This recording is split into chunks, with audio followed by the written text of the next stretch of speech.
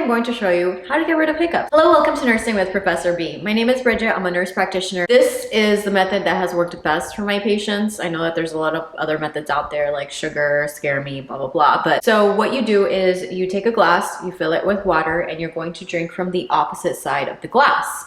So if you're not flexible, you can always bend your knees. The important thing is that you bend over though at the diaphragm. And you also, when you take gulps, you want to raise your soft palate. I'm pretty flexible, so I'm just gonna bend forward, keeping my legs straight. I did have the hiccups last week. I did this 2 times and boom, hiccups were gone. So here we go.